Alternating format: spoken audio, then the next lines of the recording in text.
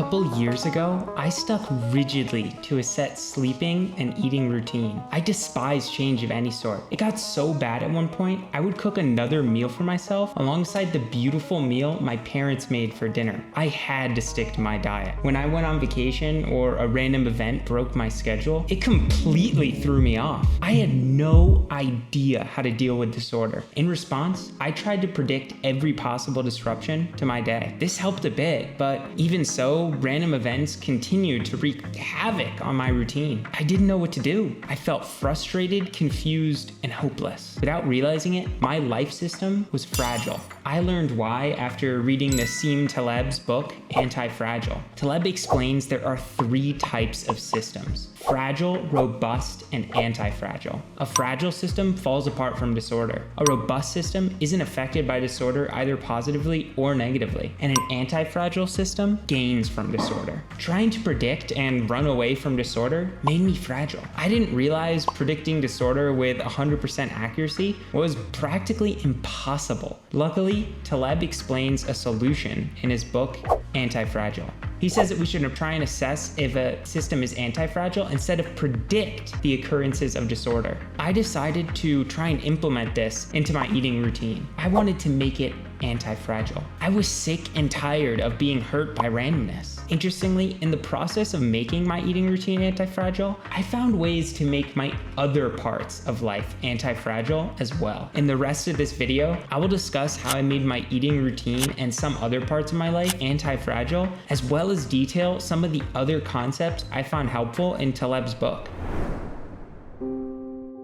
I made my eating routine anti-fragile by inconsistently implementing fasting into my days. Fasting means going without, and usually has to do with eating. Intermittent fasting, the type of fasting I mostly do, involves eating only in the 8-hour time block from 11 a.m. to 7 p.m., but it can change for different people, and not eating for the rest of the day. But I purposely keep it inconsistent to keep my body on its toes. Sometimes I'll eat only one meal. I'll go for a longer, more than a day fast. When people first hear about intermittent fasting, the response is usually the same. What? Why? You're starving yourself. Doesn't that make traveling harder? Newsflash, worrying about what or when you eat doesn't happen when you don't eat. I can confidently say fasting is the easiest and most sustainable method of eating I have ever practiced. But the main reason I love fasting is because it's anti-fragile. Say someone steals my lunchbox, or I lose my wallet, or there's no healthy food in sight.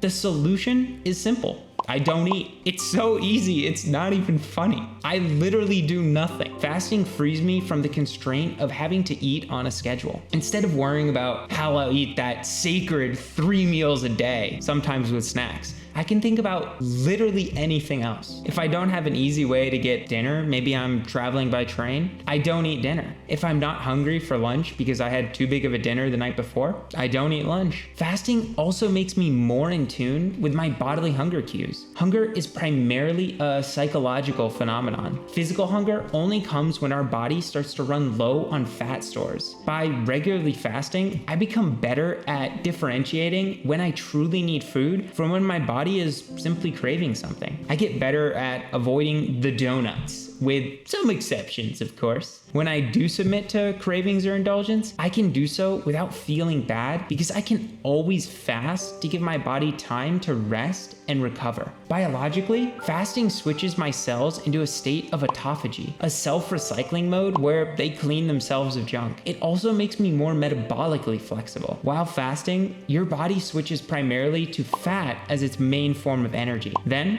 once you eat, it switches back to glucose. By inconsistently fasting, intermittent fasting on some days, doing OMAD, 1 meal a day on others, and sometimes doing prolonged fasts, I train my cells to switch seamlessly back and forth between burning fat and burning sugar for energy. Finally, fasting helps me make my other routines more anti-fragile. Going without in my eating habits readies me for going without in other parts of life. It's helping me fast from digital media, news, and negative social interaction, to name a few.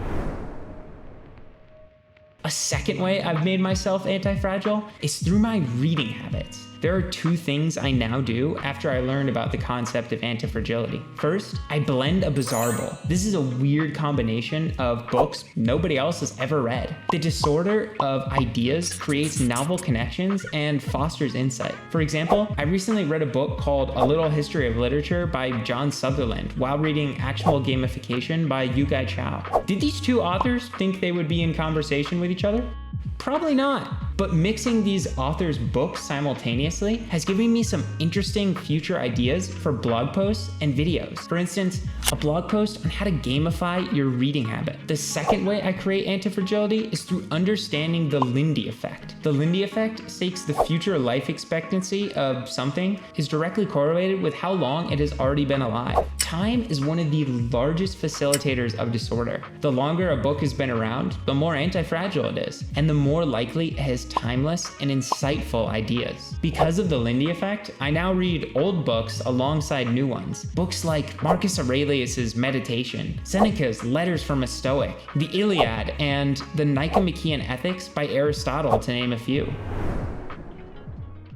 The third way I've made myself anti-fragile is through travel. Traveling made me anti-fragile for three main reasons. 1, I meet new people. 2, I get immersed in new cultures. And 3, I'm forced to change my routine. For example, I've recently finished a trip to London, Sweden, and the Netherlands. On this travel, I met some of the oldest and wisest people I know. In London, I received wisdom from relatives such as living a good enough life is the way to be happy. And relationships are everything. As an 18-year-old, I likely wouldn't expose myself to wisdom like this in my personal safety bubble back at university. In addition, my perspective on life was forever altered by being immersed in cultures different from my own. American culture promotes opportunity, individualism, and following one's passion. But in Sweden, the culture I was exposed to is what I can only describe as more realistic. Most people don't see themselves as the next Bill Gates or Steve Jobs. Instead, they want to live a good enough life. This made me question my own life ambitions. Why should I be the next great entrepreneur? What sacrifices would being that ambitious have on my relationships and other passions? Is living a good enough life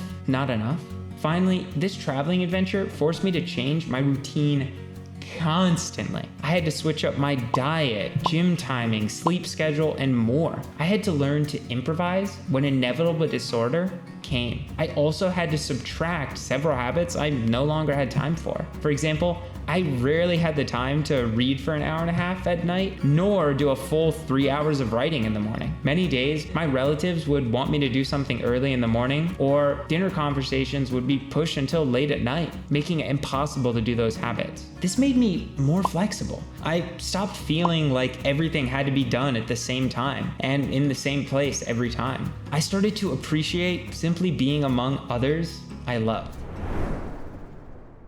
Hopefully, with these 3 examples, you're starting to understand how beneficial crafting anti-fragile systems in your life can be. But we still haven't learned what makes fragile systems so weak against disorder. This will give us an idea for the dangers of ignoring fragility. The largest problem with fragile systems is they're prone to black swans, rare and highly unpredictable outlier events, almost impossible to predict. According to behavioral economist Daniel Kahneman, humans are terrible at thinking statistically. We're fantastic at remembering images and their associations, but never evolved naturally to memorize or understand numbers. This makes black swans the bane of our existence. Taleb states humans mistakenly believe absence of evidence is evidence of absence. But as I will now explain, this is not always the case. Take the global financial crisis of 2008, for example. The financial crisis was caused primarily due to predatory lending targeting low-income house buyers and excessive risk-taking by financial institutions. For a long time, nobody but a select few thought anything was amiss. People said the real estate market was ironclad. But in 2008, this excessive risk-taking and loaning culminated in a massive price drop in mortgage-backed securities tied to American real estate and webs of derivatives linked to those mortgage-backed securities. In this case, The real estate system was fragile because it was filled with corrupt bankers. Over time, this led to a black swan slowly building up and culminating in the crisis itself. Black swans aren't only present in finance, they're everywhere. There's almost certainly one building beneath you right now. This is why making yourself and others anti-fragile is so essential. As said earlier, it's impossible to predict the future with 100% certainty. Instead, you should make yourself anti-fragile so you can benefit from disorder, all without having to rely on predictions. Another enlightening philosophy Taleb details in his book is the concept of via negativa, improving systems through subtracting rather than adding. Humans usually don't see this as an option because we have an innate tendency to add rather than subtract. I detail this concept thoroughly in my book summary of Subtract, the Untapped Science of Less, that is also on my Book Squad series on YouTube. His studies found humans, whether building, writing, cooking, or scheduling, had an innate tendency to add rather than subtract. But often, subtracting is more beneficial than addition. In my own life, for example, I have benefited greatly by implementing a philosophy I call addition through subtraction, or ATS.